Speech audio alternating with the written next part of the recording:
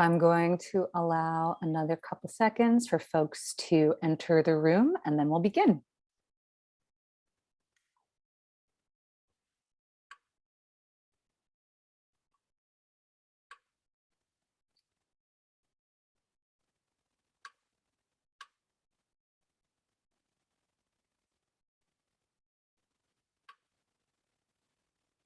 All right, good evening, and welcome to tonight's live online author event with Greenlight Bookstore.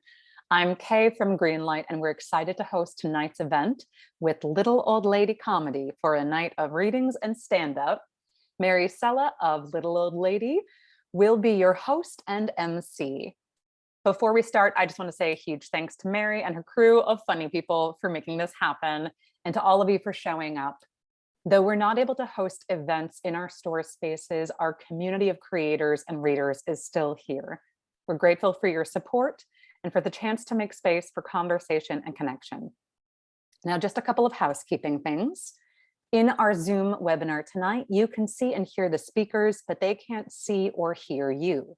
They can see that you're here though, and you can see a count of fellow attendees on the top of your Zoom screen. The exact location depends on what kind of device you're using.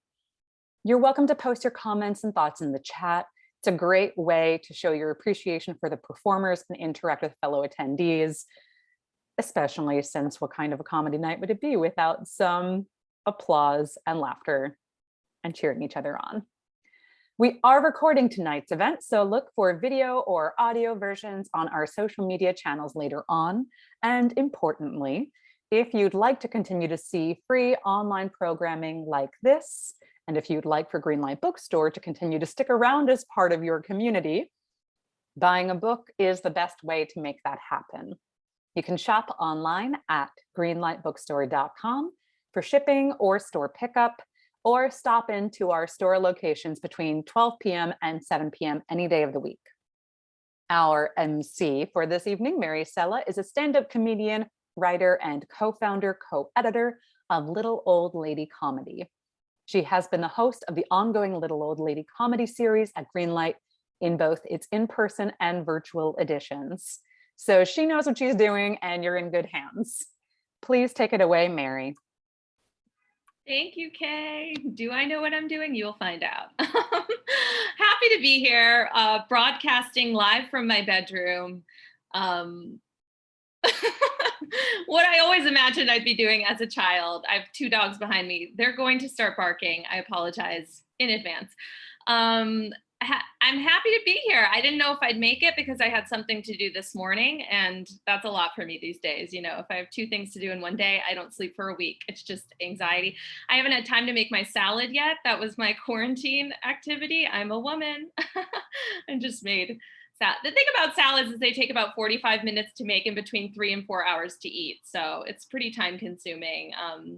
You know, it's a good way to get your exercise, chewing on a salad. You're going to burn some calories. Actually, I get a farm box, and they delivered it today, but then I couldn't find it. And so I emailed them, and they sent me a picture. It's in my dumpster behind the trash cans. So can I even eat that food? I don't know. I probably will. My dumpster's broken anyway. It's like an open air situation. So is my buzzer. I'm now the doorman of my building. I run up and down the stairs all day getting my neighbors' packages.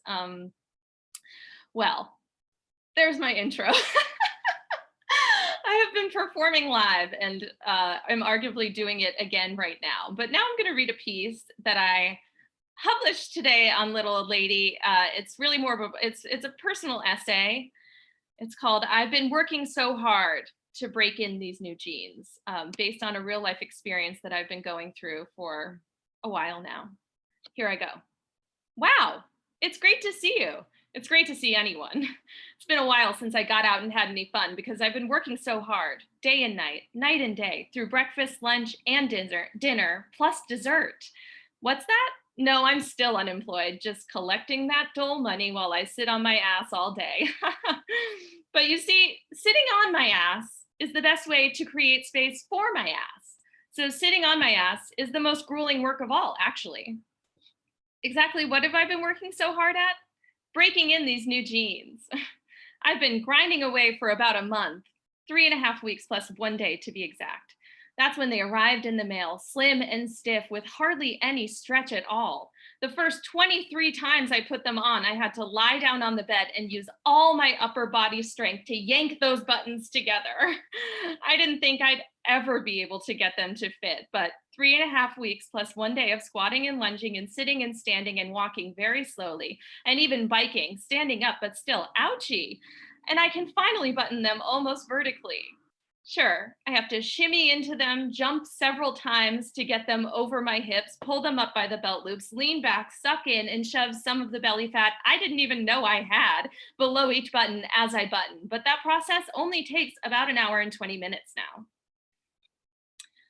I'm glad to hear things are going so well at the agency. And wow, 16-hour days.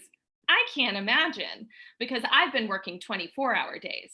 That's right, I even sleep in these dungarees, mostly because I'm so exhausted from all the hard work I put in all day stretching these suckers out that I can't bear to spend the time it takes to slowly and gently, if I pull too hard, the skin comes right off before hitting the sack. Take them up. I've missed a line there. Whoops. Plus, I read on this blog that if you sleep in your jeans, they mold to your body better and that you should actually never take them off. So what I'm saying is, yes, I shower in my jeans too. I haven't seen my vagina in weeks, 3.5 weeks plus 1 day to be exact. I miss it.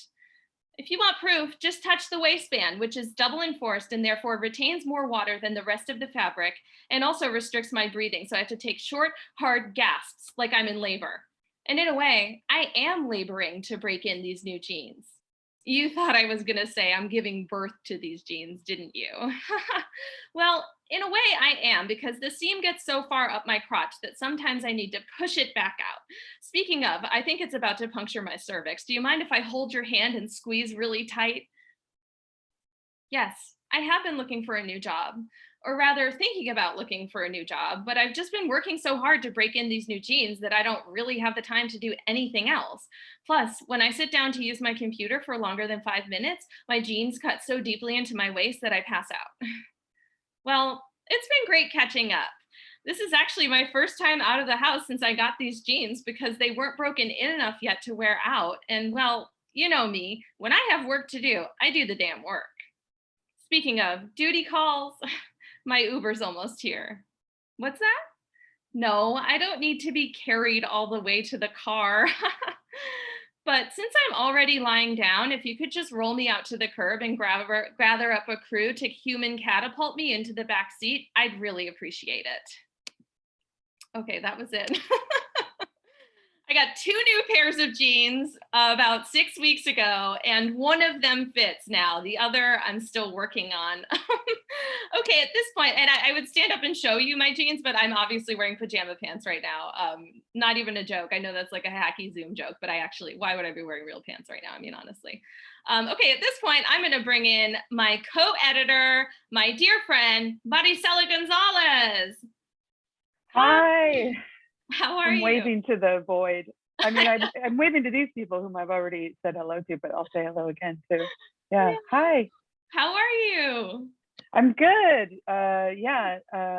Good. Very relatable. The thing about having 2 things in a day. Definitely have said that many times. Like I have 2 things today. Like it. But that, gradually, like that was like a couple weeks ago, and now sometimes, there's 2 things more than once in a week. It's crazy. Yeah. I actually had 3 things to do today, and I didn't eat lunch. I didn't know how. It's like, okay, well, I guess I'm just gonna barrel through. Yeah, exactly. How are you? What's your pants situation these days? Oh, gym jams right now. They have a bear on them. They're a bear wearing a vest and a hat and a scarf. Weirdly.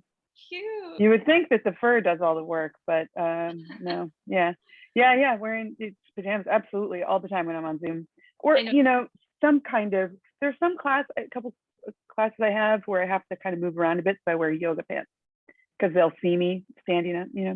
Got it. So you have to pretend you're dressed. Yeah. Yeah. This used to be the show I dressed up for because it's fancy and at a bookstore. Oh, yeah. Oh, yeah. Yeah. When it was in person, and now I put on I put on a shirt. I put on a bra, kind of. It's not like a Yep. real bra, but it's close enough. So Yeah. I started wearing a bra every day because I started getting worried about my sagging, aging boobies. They're not saggy. Okay, so my it looked it to me. So I was just like, now I'm wearing a bra every day. My best friend growing up was very concerned about her appearance. She had a really hot mom, and she would wear a bra to bed when we were like 11 years old. Like we didn't have boobs, and she was like, I have to wear it even to sleep to keep them lifted. But then I've heard from other people that you're not supposed to do that because you have to maintain their strength. They have to be able to stand up on their own. Yeah. No, I just wear it during the day now. Yeah. Wow. Well, good for you. Oh, well, you led me to some great new bras. I don't wear those though, because those are nice. I wear an old. I know, I got one of those and I wore it twice. Yeah. We're talking about Wear Pepper for small-breasted women. I mean, we're really just going off here. Just two women talking about bras. Is anyone listening? We don't know, but we're having fun. Yes, we sure are. Yeah. Okay, I always do book recommendations for this show, and I realized that I should say mine first and then throw to you. Yeah. Okay, so a really good book I read recently was Trust Exercise by Susan Choi. I have seen it in Greenlight, prominently displayed. It's takes a lot of twists and turns. It's the only book I've read in probably the last 10 years where I like Googled the ending recently, because it's like the structure is so zigzaggy that I wanted to make sure what I thought happened did happen. And it did. Anyway, what have you read lately that was good? Yes, well, I've finally read Weather, which has been on my list for a while, and an uplifting light. Yeah. So I just love her writing. Jenny, is it Ophel or Ophel? I actually don't know how it's pronounced. Maybe Kay knows. I don't know. But I had read Department of Speculation, and that is one of my favorite books in like a decade. Like it's one of my top 5 that I've read in the last decade. I think that her writing is something I would aspire to.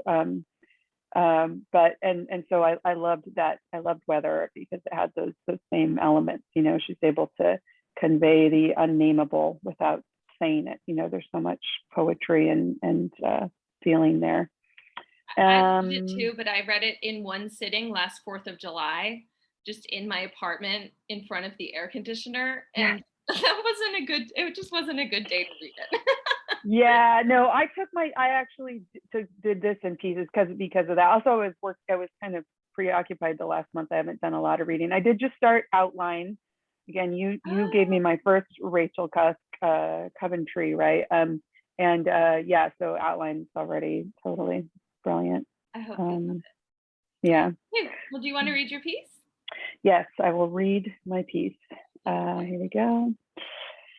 So this is called Hello, Society. I'm a woman, and I want to warn you that I might have aged this past year. Long time no see, Society. Listen, I've spent more money on skincare products in the past year than in any other period in my entire life. Why? Well, because I'm aware that we, women only, must fight the war against aging every single day. I see all the ads and read all the literature you print, like in Vogue, Cosmo, and Architectural Digest. They all read like brochures for getting a facelift, and no thank you. I'm not interested. Hey, wait, don't start talking to that 20-year-old. I'm still here.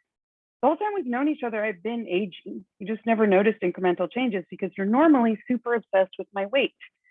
Now that we haven't seen each other in over a year, you might notice that there's a little bit of loose skin draped like a curtain, dividing the left side of my neck from the right side, as if each side suddenly became modest. Please don't tug at it. It's skin. No, I don't want to put on a turtleneck. Look, I tried to fight it. I bought a $500 neck cream that boasts a tri-structural complex. 3 structures. I figured one of them could hold up skin. I used a $70 jade roller on it twice a day in the hopes that I can roll the skin back into place. So far, no luck. There's more. You may also notice a few more gray hairs framing my face like an unwelcome halo, only instead of having a glowing effect, my halo dulls my face. Hold on, where did this ring light come from? Please take it off my face. I just want to talk to you. Speaking of my face, I do facial exercises every day to keep my cheeks right up against my eyeballs, but they're doing their own thing. Yeah, I'm still good on the facelift brochure. I haven't changed my mind about it in the last minute. No, that's incorrect. Women don't change their minds every minute. Quit spreading that myth, please, and let me talk. I've also lost several pounds because I had so much stress and anxiety during quarantine that I couldn't eat. And now you're honking a car horn and whistling at me. Gross. Where'd you even get a car horn? Never mind. I'm trying to make a point about how my body has changed and how I've changed along with it. For fuck's sake, stop trying to give me that facelift brochure. Oh, it's not the brochure? What is it? I see. It's a coupon for a facelift. Yes, you're right. I shouldn't have assumed. I'm sorry. Do you want to hear the great news? A byproduct of aging is that I finally love myself exactly as I am, and I don't need anyone's approval. Ouch! Stop trying to burn me alive with your lighter. I'm not a witch. I've simply grown wiser, gained confidence, and discovered inner peace.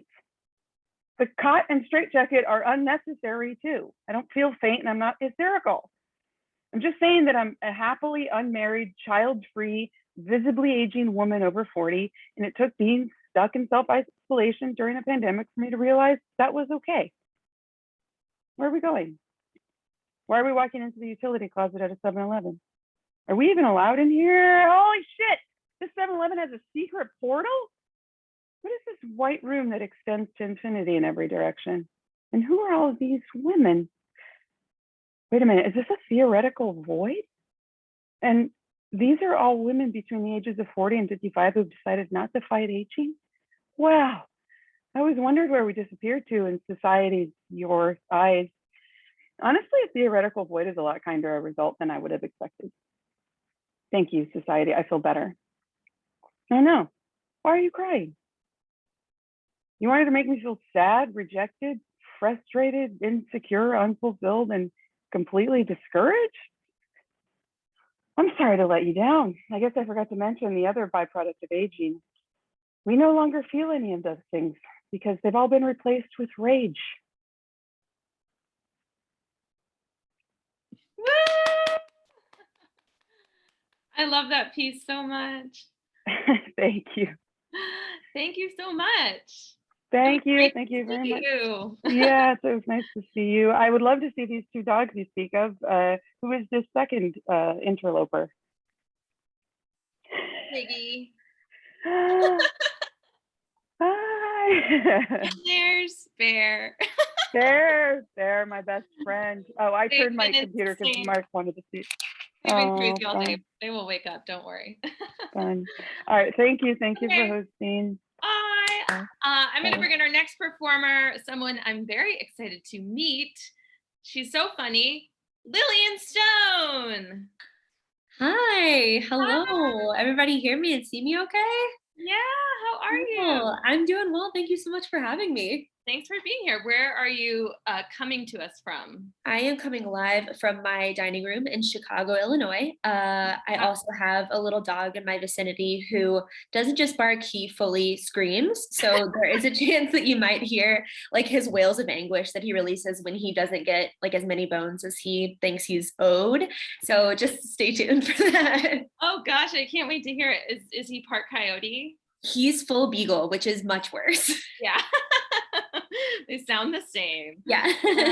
Cool. I'm very impressed you have a dining room. I'm in New York City. So yeah, thank you. I probably shouldn't call it a dining. Oh, there he goes. Yep. I shouldn't call it a dining room. It is in fact just a room where I put my table. It's too small for anything else. I love that. Still don't have that in New York. So how are things in Chicago? Like, you've been like back doing stuff again? We are back doing stuff, although COVID cases have spiked 11% the last week. I know that because I am going back to the office, which is terrifying.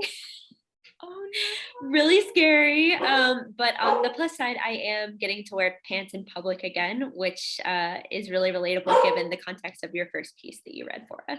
Yeah, that's tough. We shouldn't have to do that again. Yeah. Be able to walk around pantsless. I When love are to you put going myself in physical peril for the pants that I put on my body. when are you going back to work? Oh, I have been back. I've been back for about a month. I know. It's wild. Wow. There's really some beagle chatting happening behind me. I'm so sorry. No, I love it. I didn't even, honestly, I'm so used to barking, I didn't notice. I noticed the first time and I haven't noticed since. I'm just Okay, like, great. oh. Then you've adjusted the way that I have. Yeah, the soundtrack to life. Yeah, really good. Okay, I'm going to recommend another book. Another book I read recently that I really loved was Innocence in Others by Dana Spiata, who I feel like she's not as well known as she should be. And I've read a lot of her books. My favorite is Stone Arabia. I really loved Innocence in Others as well. She's just like brilliant and funny, and you gotta read her. Lillian, do you have any book recommendations? Oh gosh, I just finished Piranesi by Susanna Clark. It is a fantasy novel, and I hadn't read a fantasy book in ages and ages. I had gone down like this very dark nonfiction rabbit hole and decided to treat myself, and it was so lovely. If you like fantasy or history or anything like that, it was awesome. Cool. I think my boyfriend has that book. Oh, nice. Yes, I do have a boyfriend. Yes, he does read basically only science fiction and fantasy. So cancel it out. My boyfriend doesn't read or have eyes. Oh. Okay, do you want to read your piece? Yeah, so kind of like your pants piece, my piece is inspired by a very common experience, but instead of wriggling into ill-fitting pants, it's about being a horny girl in 2003. I think we can all relate. And it's the piece that inspired my book, which is coming out in 2023. And it's called An Evening of Carnal Delights as Envisioned by My 10-year-old Self. Here goes. My lover is on his way. I know this because my mom just yelled downstairs, "Lillian, your lover is on his way." I live in my parents' basement because I love them and they love me. We can just add on to the house if we decide we need more space for bulk free roll-ups or whatever. I ready myself, shaving my legs, arms, and butt. Then I apply my perfume. I am 32, which means I'm old enough to spray a cloud of Britney Spears circus perfume and then walk through it, letting the little droplets of perfume shower my bouncy curls and my big adult boobs. Finally, I rub the accompanying scented lotion on my hands because I have definitely grown out of my eczema at this point. I hear a knock at the door. Titillated, I down the rest of my red wine. I'm always drinking red wine because it tastes just like communion grape juice, and flit to greet my lover. I'm always flitting. I flit up the stairs to the front door and peek through the peephole. My parents let me paint the door baby blue because it's Justin Timberlake's favorite color, as reported by the book 101 Amazing Justin Timberlake Facts by Frankie Taylor and Jack Goldstein. I open the door wide while also leaning sexily against the doorframe, accentuating my nice boobs. "Hello," I say to my lover. "Welcome to my home." "Hello," Orlando Bloom pants eagerly, striding into my home in full costume as Legolas from the first 20 minutes of the Fellowship of the Ring that I was allowed to watch. I take him wordlessly by the hand. We descend the fireman's pole that leads to my basement bedroom, which my dad was actually able to install pretty easily using a free how-to guide from Pottery Barn Teen. "Careful," Orlando Bloom moans cautiously. "Don't snag your round grown-up boobs on that fireman's pole." We slide down the fireman's pole and land in my bedroom. Orlando Bloom whistles, impressed. "I like your old-fashioned popcorn machine," he says, gesturing to my old-fashioned popcorn machine. "Thank you," I say. "Please help yourself to some old-fashioned popcorn as I slip into something more comfortable for my huge boobs." I give Orlando Bloom a wry smile as I coyly slip behind the bohemian beaded curtain that I got on sale at the mall. Behind the beaded curtain, I flit out of my cool hooded shark robe and into a t-shirt emblazoned with Scooby-Doo's Mystery Machine and the slogan Original Love Machine. I step out from behind the curtain. Orlando Bloom staggers backward, clutching his chest. "I love that t-shirt," he says tenderly. "It's from Limited Too," I purr erotically. "Oh, at the mall?" Orlando Bloom asks. "Yes, exactly," I reply. I clap my hands and Smooth by Carlos Santana featuring Rob Thomas plays on a loop. Orlando Bloom tenderly tucks my hair behind my ears, slicking down the greases and smoothing out my middle part, then licking his palms and tugging on the bottoms of the hairs to make them a little straighter. Let's get down to beeswax, Orlando Bloom murmurs hungrily. He parts my lips with his hand. Close your eyes, he whispers, before putting something tantalizingly sweet into my mouth. Oh my, I groan. Is that? That's right, Orlando Bloom whispers. It's a fruit roll-up from the Walmart Supercenter a few miles up the road. I begin to shake uncontrollably as Orlando Bloom pushes me up against a wall. Look at your nice boobs, he gasps. Yeah, I say, they sprouted when I was 11 and propelled me to instant popularity. If only I could write a letter to my 10-year-old self and let her know that these incredibly symmetrical bouncing boobs were on the way. Boy, would she be relieved. Orlando Bloom looks at me soulfully, and I can tell that he's about to kiss me the exact way I want to be kissed, which is by darting his tongue in and out of my mouth like a hermit crab. His body throbs because he knows how smart and cool and good at making friendship bracelets I am. We rub our front parts together for a second. Wait, I cry, holding up my right hand. Before we go any further, I want you to know that I wear a purity ring. I wear this ring because I'm married to God until I marry my earthly husband. Orlando Bloom is silent. He sits down and buries his head in his hands. I'm so sorry, lover, I say, but I, a 32-year-old woman, am saving myself for marriage. This is a decision I made at an evangelical sports camp when I was 10, and I have not doubted it since. Orlando Bloom raises his head. His eyes are filled with tears. He stands, strokes my cheek, and smiles. He holds up his right hand. There on his ring finger is a thick silver band that reads, "Love waits." I have one too, he says. I have an absolutely explosive orgasm. The end. Thank you all so much. That was so funny. For indulging my perversion. Congrats on your book. Thank you. It's about being a 10-year-old pervert. I was a 10-year-old pervert too. I thought Yeah. I was just stripping naked until I was maybe 15. Yeah. I feel like most of us were 10-year-old perverts, but nobody gets to talk about it. No. Well, that was great. Thank you so much. Thank you. To meet you. Okay, I'm going to bring in our next performer. He's really funny. I'm excited to meet him. It's Brian Gutierrez. Hi, Mary. Hi, how are you? Yeah, I'm good, thank you. How are you? I'm doing well. You are coming to us from the UK. I am, yes, yeah. Very exciting. Yeah, I'm in a town called Margate. Oh, cool. Is that whereabouts? I've never So been. that's about like an hour and a half south of London on the train. So I'm right on by the sea. So Very yeah. cool. Though it looks like I'm outside someone's house, but this is my conservatory. It kind of does, but I just assume it's been dark. It's like dark there all the time this time of year. Yeah, it gets dark like at 4:30 or something like that. It's like really crazy. Oh, that's the same as New York. I thought it was Oh, like, okay. I'm like, oh yeah. Anyway, that's how I feel too. How are things in the UK? Yeah, they're good. I think there's a lot of COVID spikes in Europe at the moment, and I think a few here. So yeah, we're all kind of just waiting to see what happens for Christmas, COVID wise. Yeah, so, but yeah, we got vaccinated. So we're all good. We've been out, but it's just we're being a bit cautious now at the moment. So yeah, I know. What about you guys? I just scheduled my booster shot for next week. That's exciting. Yeah, nice. We're doing that here. But I don't Yeah, know. we're doing it here too. Oh, good. I've just been getting this feeling the last 2 weeks since like the time change of like, oh no, it's happening. like I'm so like traumatized from last winter that I'm like, oh no, I'm just gonna be inside for months now. You know, I've been trying to like get out, but I haven't been getting out, and that's probably why I feel that way. Yeah. Well, I went back into the office last August, believe it or not. 2020? Yeah, 2020, and we were all like separated, and we're like 6 feet apart and stuff like that. So, and then now I'm working from home more now. So I went to like a different job, and yeah, I'm kind of now in the, yeah, I kind of like working from home. It's nice. Yeah. It's to just never leave. Yeah, exactly. Yeah. So we'll see how it goes though, as far as COVID. Yeah. Okay, I'm going to share another book recommendation and then ask Okay. you. Okay, I read What Are You Going Through by Sigrid Nunez.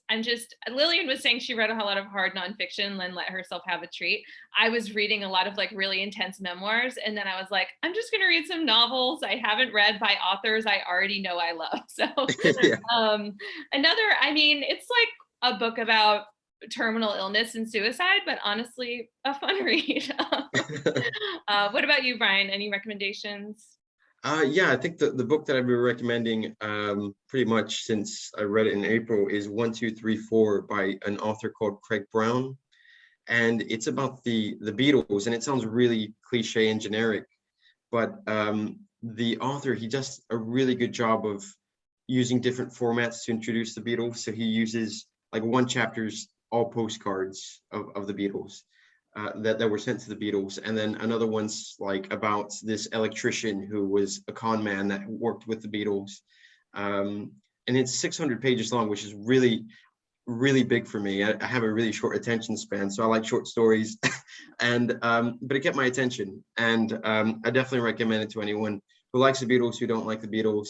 You kind of just really get to learn about them through like different things happening around their life when they were really big in the 60s. So yeah, it's called 1, 2, 3, 4 by Craig Brown, and he's a satirist, the author, so it has like a humorous edge to it, the whole book. So cool. Sounds really interesting. That's funny that you said you recommend it to people who don't like the Beatles, though. That would be funny if someone who like hates the Beatles read a 600-page book about them. But maybe they'd like it.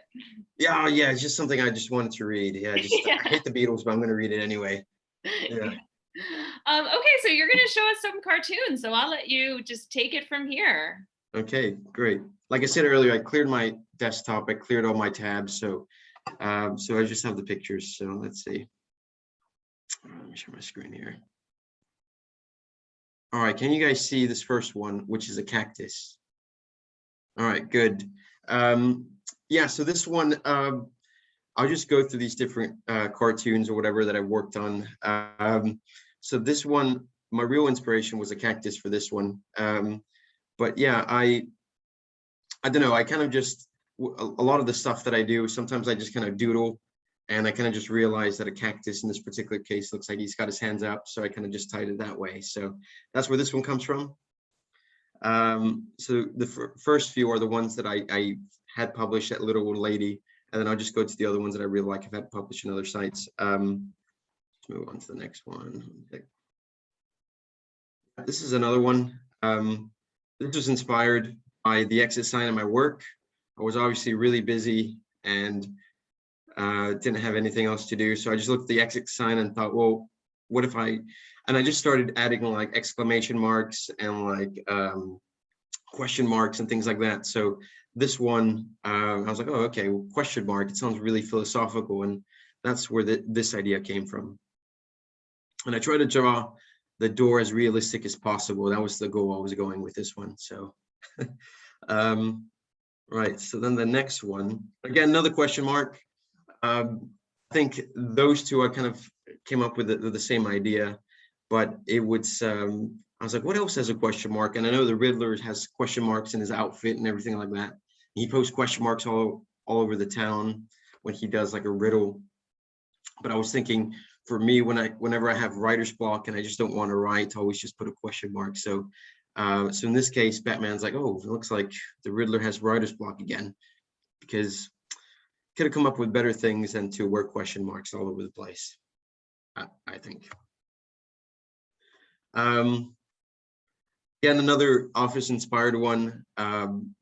So I had a little window outside my where I worked, and there were always like squirrels, and it kind of reminds me of the Office Space where the guy, I don't know the character, I think he's the one that gets like transferred to the basement, but he befriends, yeah, he's like, he loves a stapler, and I think throughout the whole thing he kind of says that he befriended the squirrels outside his window.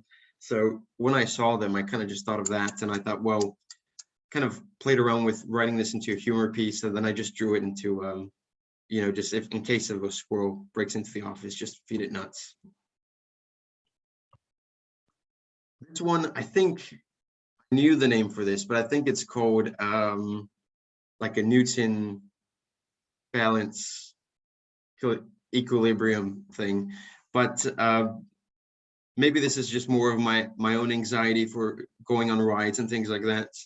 But I just kind of personified the little balls, and I thought, well, what if they don't wanna, they don't like going back and forth? So that's the inspiration for this one. As you can tell, a lot of office related things. So a lot of time. This one, I don't know why, I just kept coming back to whack-a-mole. And I just found it extremely, yeah, I don't know, I just kind of played around, like, what can I do with it? And I don't really want to do like a violent thing. So with the moles, they get enough punishment in this particular game. So kind of played around with the words, and I realized that, you know, whack-a-mole could be whack-a-hole if it's out of order. So that's where this one comes, and this one's also on little old lady. Okay, so yeah, so the next one, so this is one of the first cartoons I drew and kind of played around with, and this one's on 251, which is really cool. But yeah, I have a Mexican culture, and I was like, what if I could do something with a piñata or something like that?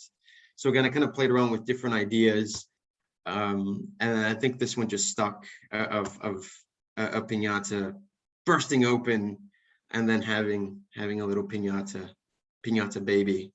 So no candy in this one.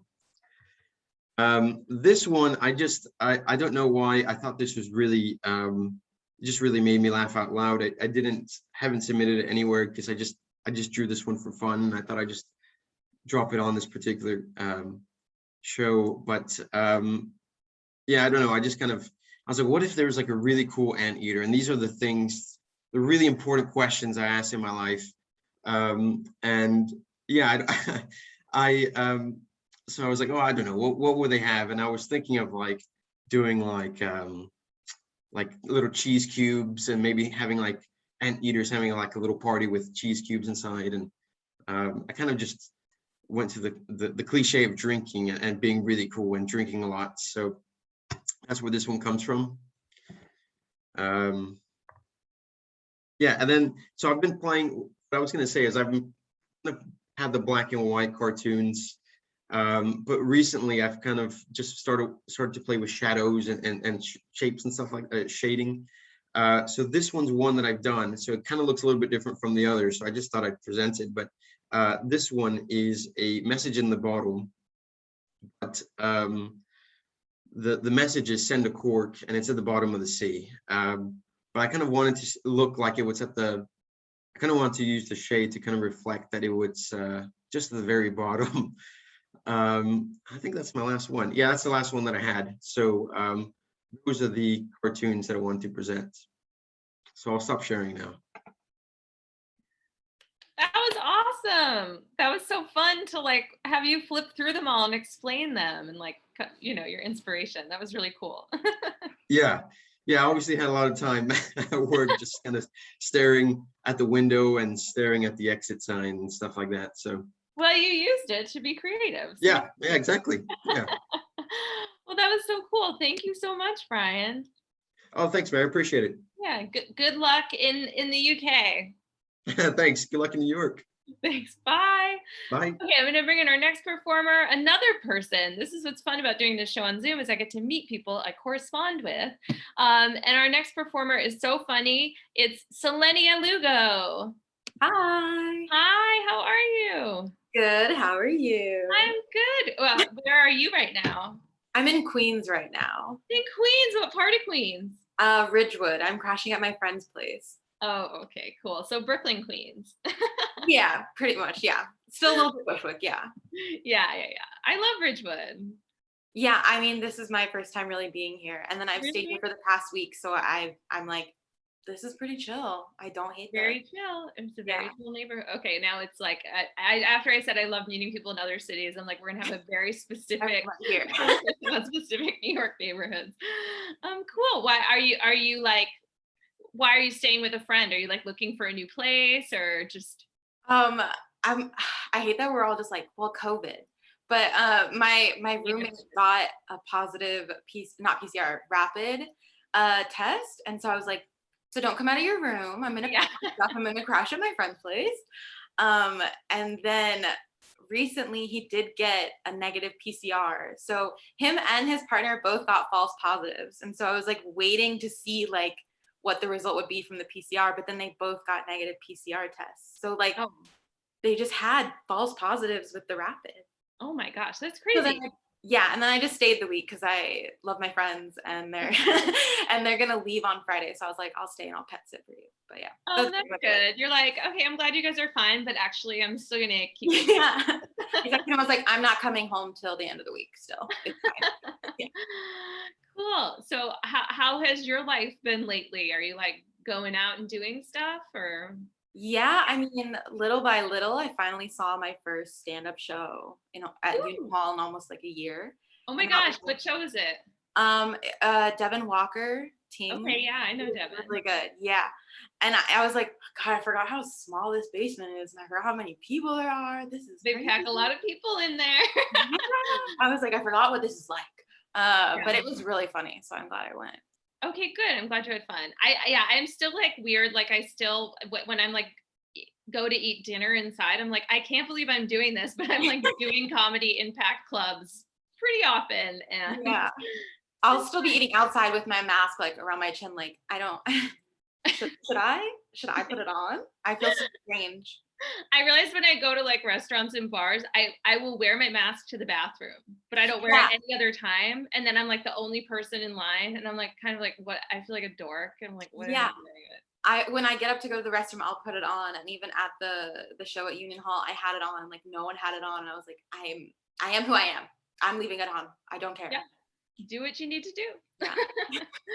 Yeah. Okay, I'm gonna share another book recommendation. I read Dear Life by Alice Munro, and I'd read like a few short stories here and there, but I'd never read like a collection of one of her stories. And that is the most recent one, possibly the last collection she will write, and it's great, and I love her. What about you? Any recommendations? Well, right now I'm trying to finish Hunger by Roxane Gay. I try to like read it when I'm at work, but then when I sit down on my break, all I want to do is watch TikToks. But that's like what I've been trying to get through. Yeah, that's an intense. I listened to that book. Ooh, yeah. In like 3 days, because you just kind of can't stop listening to it when and she reads it. Oh, it's her voice. Oh, wow. It's amazing, but it's also brutal. Yeah, because I'd read Bad Feminist already, and so I was like, I'm gonna do it. I'm gonna sit down and read Hunger because I know it's a lot. Yeah. But it's really like once you start reading it, you can't stop. And so I'm just like make myself open the book. I'll finish it. Yeah. I'm like 30 pages in. I've started it. Or listen to it and you'll just stand in your kitchen for like 3 hours just like this. That's fine. Yeah. But I love it. It's great. A good recommendation. Okay, take it away. Read your piece. Okay. So my piece is called Daily Routine as a Male Cyclist in a Big City. 6 a.m. Wake up and perform my daily enema. I need to make sure my bowels are cleared before I bike later. I can't have too much bouncing around inside me while I'm tearing up the streets. 7 a.m. Chop veggies for my green smoothie. If I'm feeling spicy, sometimes I'll even add pineapple, just for a little variety. 7:15 a.m. Throw my veggies into my Vitamix blender. I bought this bad boy on eBay for only $200,000. 7:16 a.m. Make a mess because I forgot to put the lid on. 7:17 a.m. Leave the mess for my roommate to clean when she wakes up. Don't worry, we've talked about it, and she assures me she loves cleaning up after men. 8 a.m. Hop on my sweet, sweet ride. A used bicycle I bought from a man with a collection of human hair off Craigslist. Strap in, it's gonna be a bumpy ride. 8:30 a.m. Run a red light. Here's a fun fact. Just because I ride my bike on the road doesn't mean I have to follow the rules of the road. I'm not driving a car, so I'm given a pass to do whatever I want. 8:31 a.m. Oh shit! That car came out of nowhere. 8:45 a.m. Throw my right arm out to signal I'm turning, but then flank left. I like to joke around with the car drivers. It's all in good fun. 9 a.m. Wedgie. I pull my $80 Lycra biking shorts from my butt crack. 9:30 a.m. I arrive at work. I work at a startup. I'm not quite sure what we're starting, but someone told me sales are up. Get it? 12 p.m. Time for lunch. With the mess I made this morning, I forgot to grab my pre-made lunch, a small charcuterie board with aged cheeses, meats, and nuts. I sneak into the break room and steal Kelly's probiotic fur yogurt. Again. I hope no one saw me. 12:02 p.m. Someone definitely saw me. 2 p.m. Midday work break. My boss is really chill and likes when I take 2 breaks a day, just to keep the old juices flowing. I like to use this time to meditate on whether bikes have thoughts or feelings. 2:01 p.m. I reflect on my day so far. 2:02 p.m. So far, so good.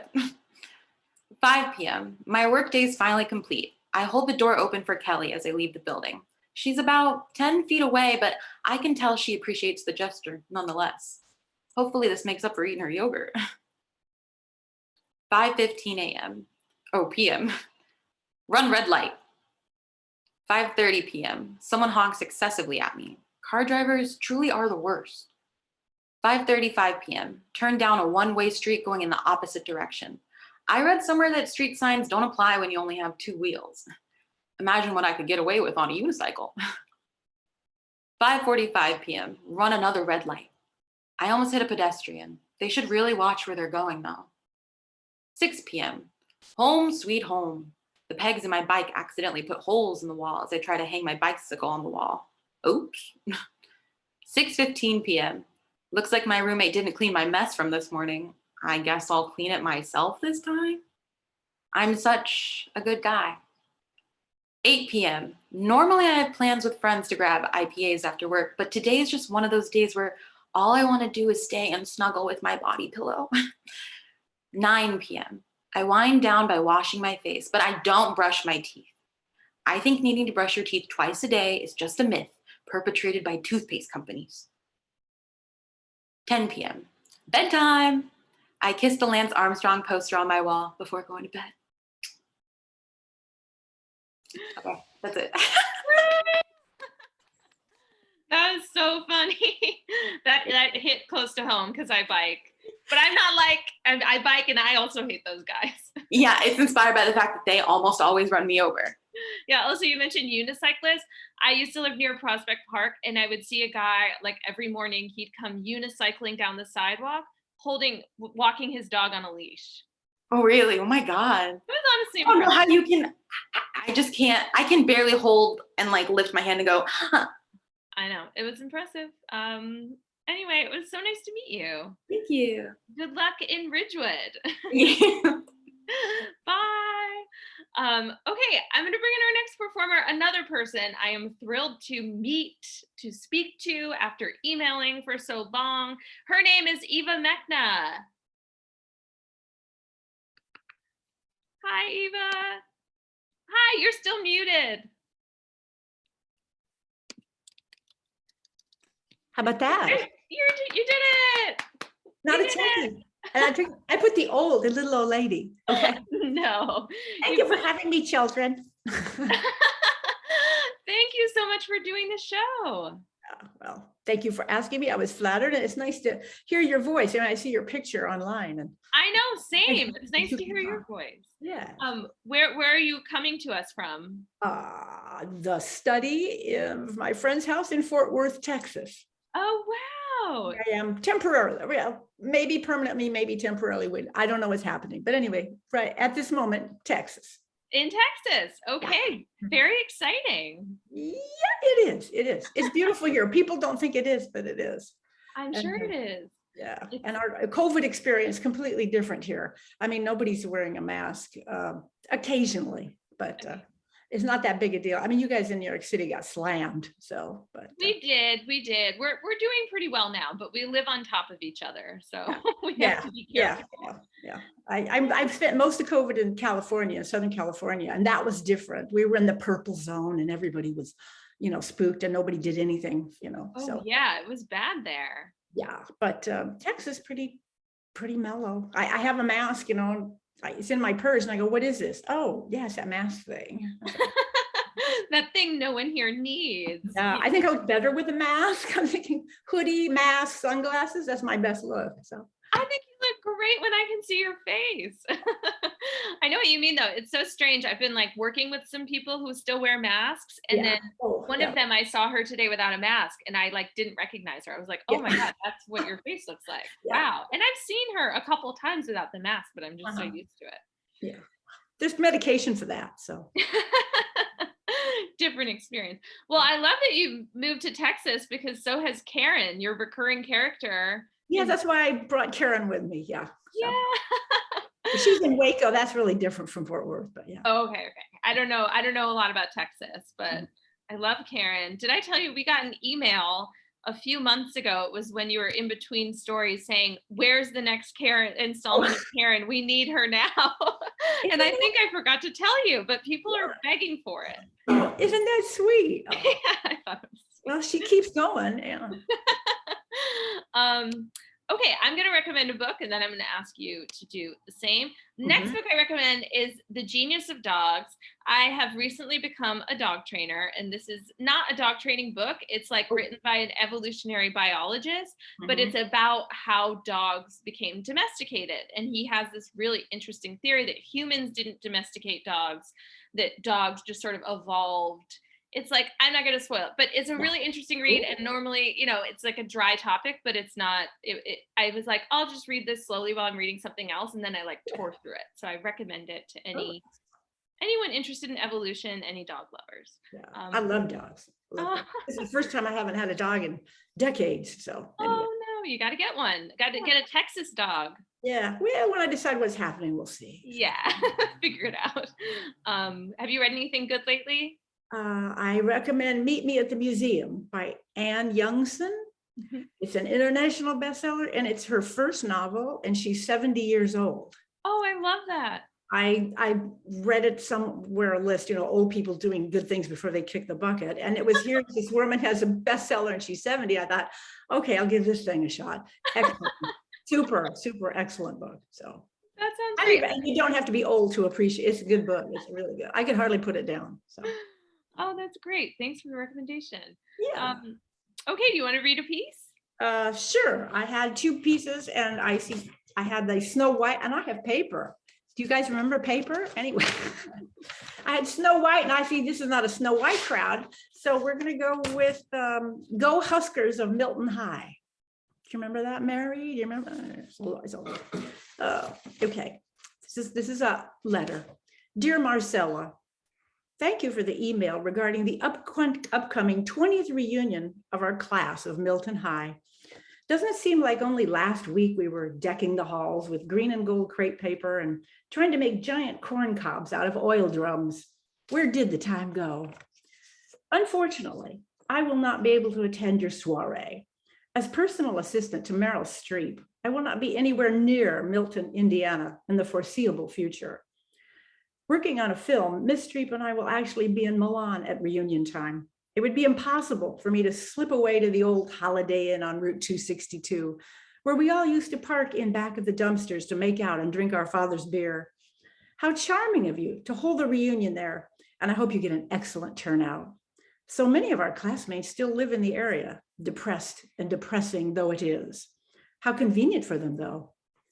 It's so lucky that the Hoosier House Cafe in the motel still offers those wonderful Hoosier Hoggy Hoagies and the double fried onion strips, the signature foods of our class.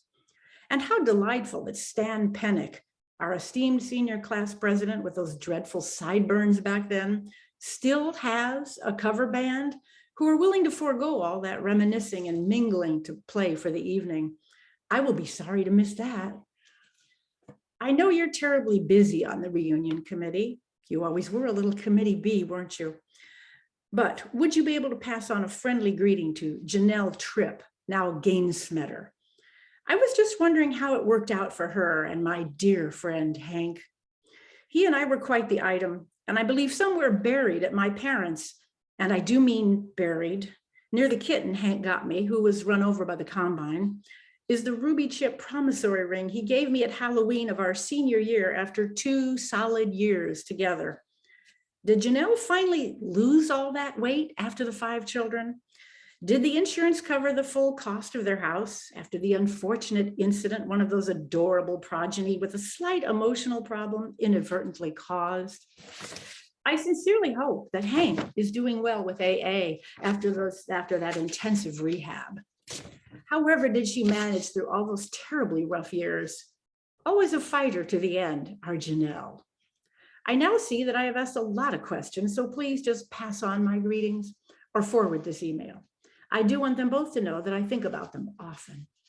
And please, if you will, give an air kiss to Darcy Lampert, or whatever her married name is now. Old Darcy and I go back to Miss Detweiler's 4th grade class, though Darce never believes that.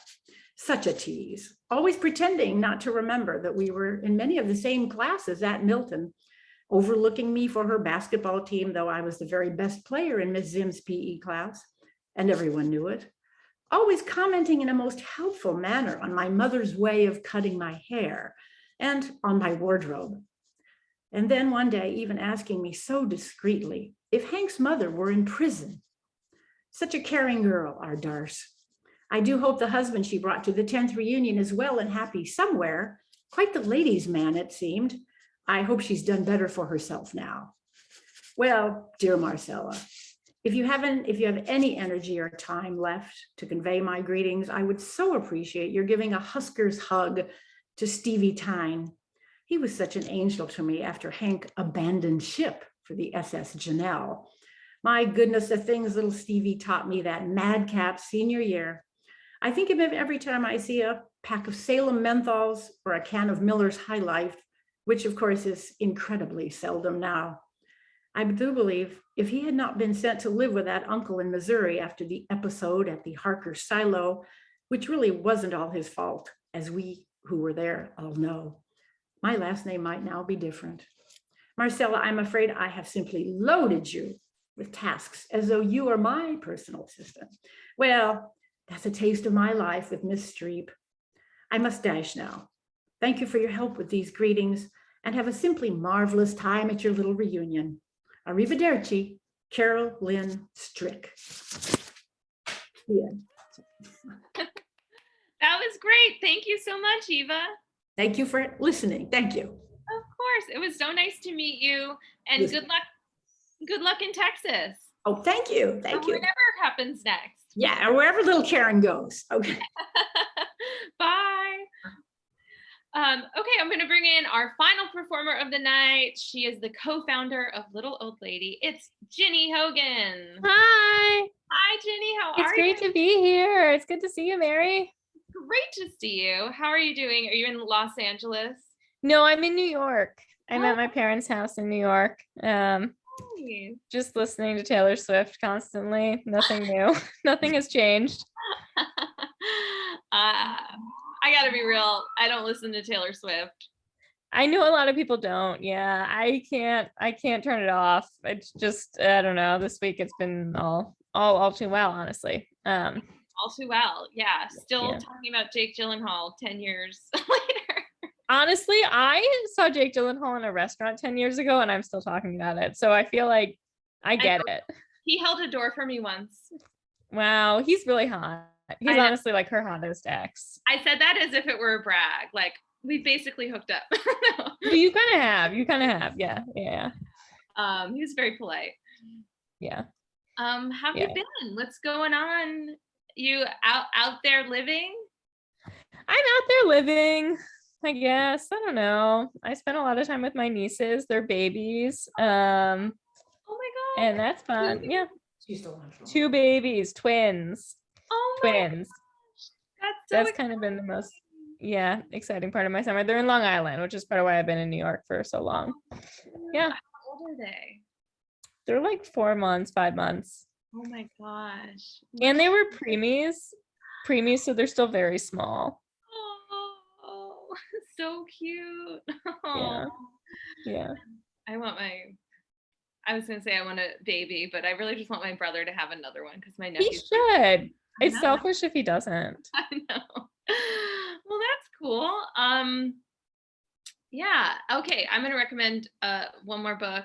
Nothing to See Here by Kevin Wilson. He's a really funny writer. He also I wrote, loved that book. isn't it great? It's like a humor piece idea that just kind of like goes on forever, but it's really funny and good.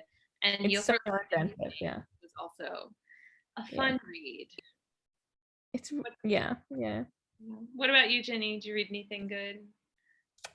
So I've gotten very like earthy, and I read Braiding Sweetgrass.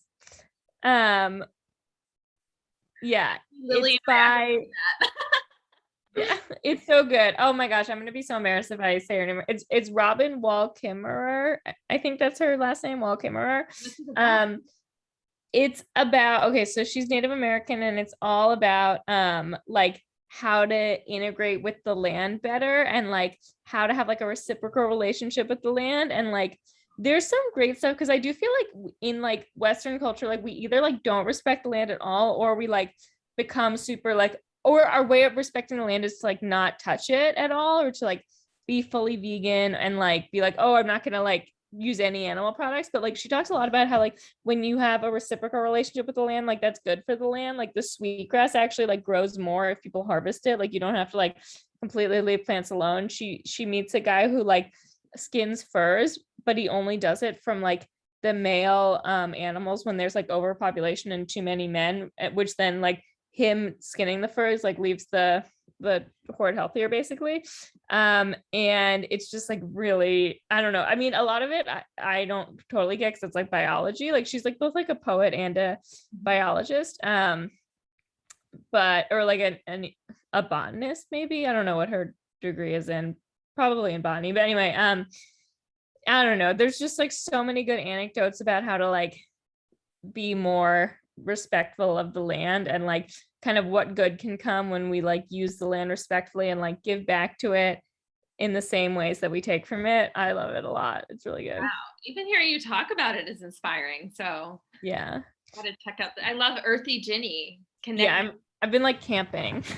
I went once, but it was a lot for me. I've never been camping. But I grew up in the woods, so I just like grew up knowing that you can have that experience and use a real bathroom. Yeah. I refuse, but yeah. Cool.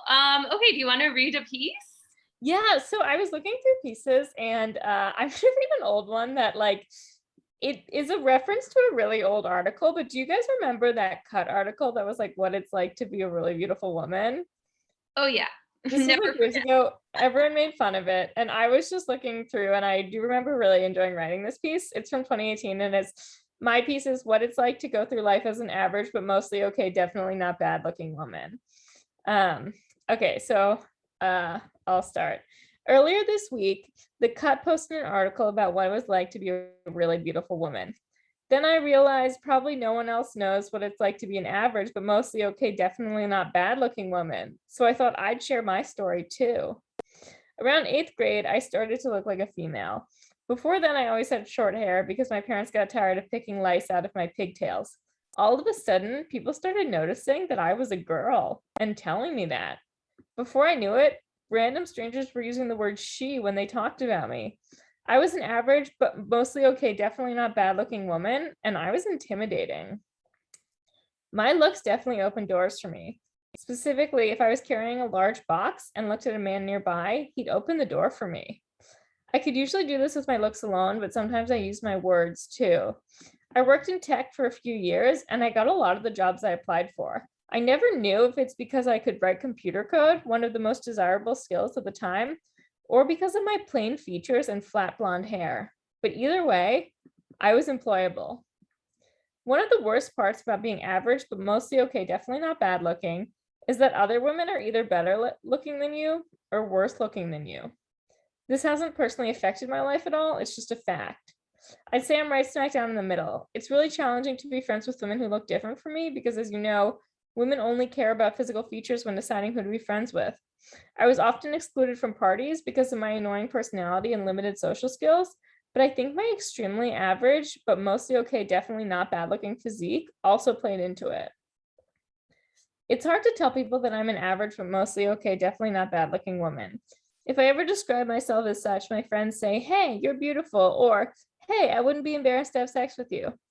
This is really different from being a beautiful woman, because if you tell your friends you're really beautiful, they either say, yes, bitch, or wow, Sherry's really into herself. Men also behave differently around me because of how average, but mostly okay, definitely not bad looking I am. It's so weird. One of the things no one tells you about being an average, but mostly okay, definitely not bad looking woman is that some men will be into you and some men won't. This is really different from being hot when all men are into you, or being unattractive when also a lot of men are still into you. If a man approached me to talk to me, I never knew it's because he wanted to hit on me or because I was blocking him from ordering a drink. And to this day, I still don't know. Things have changed as I've gotten older. I used to be an average, but mostly okay, definitely not bad looking 20-year-old. And now I'm an average, but mostly okay, definitely not bad looking 30-year-old. It's so hard to deal with aging when your whole life depends on you being average, but mostly okay, definitely not bad looking. As my acne has shifted into wrinkles, I thought, wow, this really changes everything. It used to be that I got attention from some men, but now I get attention from different men. Aging is a vicious foe. Something else I've learned about being an average, but mostly okay, definitely not bad looking woman is that you have to pay taxes. This is something I just found out, and it's really changed everything. Okay, that's it. Woo! That's funny. It still holds up. Yeah, I wasn't sure if people would remember. You guys probably, even if you didn't read the article, it was about her life as an extremely beautiful woman and the challenges she faced. Yeah, a timeless classic. Yeah. Well, thanks, Ginny. It was great to see you. Great to see you too. Thanks for having me. Of course. And thank you everyone for watching. Thank you to all the participants. And that was the show. So I'm going to throw it back to Kay from Greenlight. Everyone have a good night. You too. Thank you so much. You all are welcome to unmute yourselves and to say thank you. Thank you so much, Mary, little old lady. This was fantastic. Really lovely to meet you and hear you all. Thank you, Kay. Thank you, Greenlight. Thank Thank you guys. Thanks. Thank you guys for having us. Yeah, absolutely. Thank you so much, everyone. Have a good night. You too.